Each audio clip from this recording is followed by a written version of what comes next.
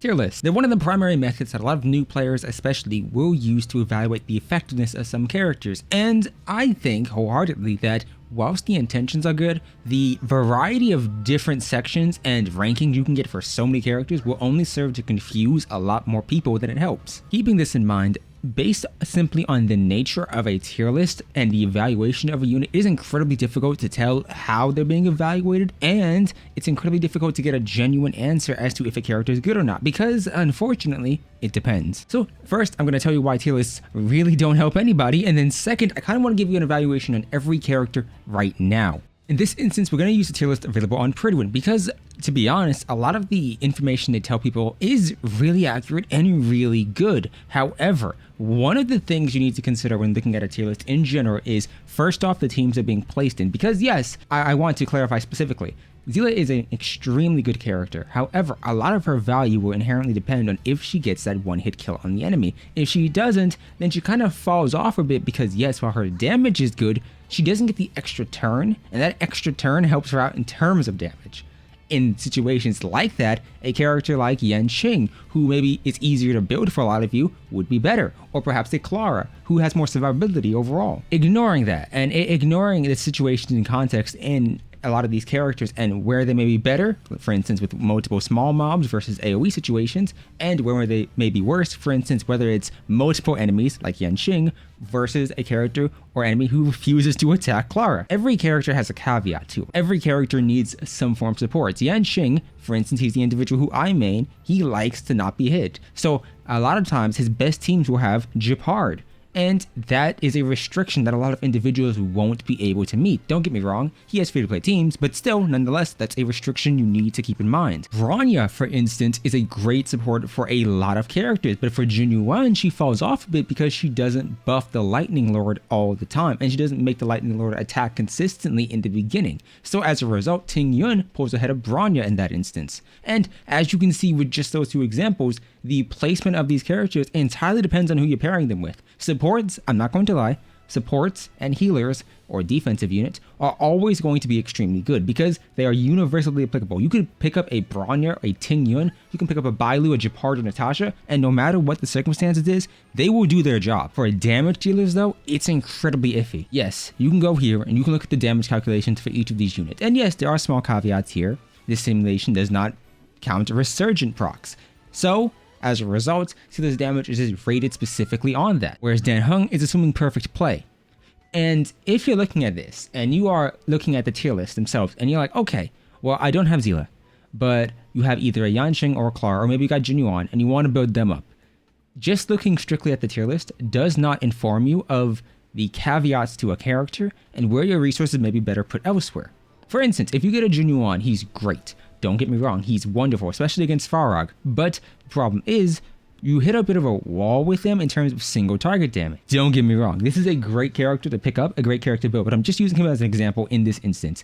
In that case, you may want to build a Dan Heng, or you may specifically want to reach endgame earlier, in which case you don't want to spend a bunch of stamina on relics, and as a result, a Yanqing, a Dan Heng, or any ice and wind character may actually be really nice because the domain that you're farming them in drops both their sets. So it's pretty viable. This isn't to say this character's bad, this character's good, whatever the case may be. This is to say and instead point out that a tier list doesn't give you the full picture of a character, and it's very difficult to look at them and say it's accurate. Yes, Bailu is great, but Bailu doesn't have the cleanse that Natasha does. So in that instance, for a lot of boss fights where they inflict a big debuff, especially a continuously damaging one, or a big one like Kafka's, in which she can take over one of your characters and have them fight your team, Natasha's better. Next up, you have the element themselves. Yes, I know you don't get reactions like you would in Genshin Impact, but Welt is the only imaginary character we have right now.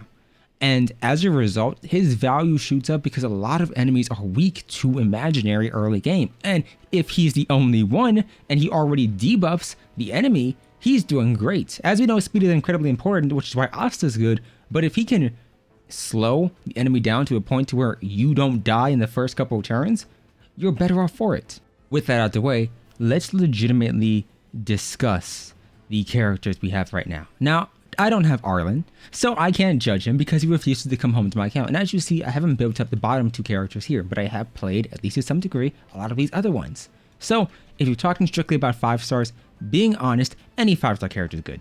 Whether it's Jing Yuan or any of these standard characters, all of them have a place on your account. Yes, Himeko may fall off a bit, and yeah, she may require a lot more investment to reach the same point of Jing Yuan, but nonetheless, these characters can help carry you early game.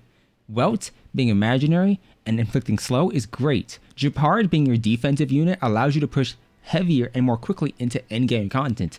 Realistically speaking, your Japard, if built well enough, can substitute your Bailu because if you don't take damage, you don't need healing. So both of these units are not necessarily equal in value, but equal in what they can provide you early on. You would obviously prefer a Bailu for the healing long term, but hypothetically speaking, if you had to get one, a Japard to a degree may be more viable and more unique for your account than a Bailu, especially if you get more healers later on. Bronya, you already know what she does. Clara is great for countering. She needs to get hit, so obviously her damage will depend on if the enemy attacks her, but if she does, she's wonderful. Yanqing, to this day, I believe Yanqing is one of the easiest characters to build out in this game simply because of the immense amount of crit rate he gives himself, which is wonderful for anyone who doesn't want to spend stamina. If we're looking strictly at who is an obvious pick, yeah, you have Zilla. She's great. I use her a lot, but there are situations in which I don't like using her strictly because either A, I don't like her crit ratio, or B, the enemy I'm facing off against is a boss who isn't weak to quantum, and as a result of that, she has a lower chance of proccing Resurgence, and as such her damage will drop, in which case I'll bring out a Yanqing. In AoE situations, obviously Jin Yuan's a wonderful character.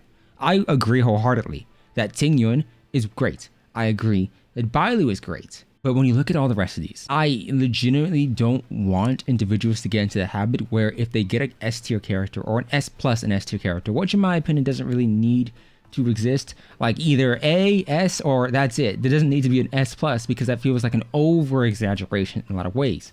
But regardless of circumstance here, I don't want people to look up a tier list and immediately feel like, oh, you got a Bailu or a Japard. You need to build them up later. When for a lot of people, these lower rarity characters may be more valuable. Asta allows you to not focus on speed as heavily in your substats, and she may be great for getting that extra turn or that extra damage off before an enemy's damage phase. Hook and Dan Heng, they may alleviate your elemental stresses in which you don't need a wind 5-star when you have a Dan Heng who's pretty comparable to Yanqing and Sila. And Hook being fire is great because a lot of enemies are weak to fire. Serval is erudition like Jin Yuan, and as a result of that, Serval's kit is extremely useful for robots, and that is something we all face off against. So I'm not saying tier lists themselves are inaccurate. I'm saying that just looking at them, just looking at, oh, general S+, doesn't tell me a single interesting or a single valuable bit of information that pertains to this character.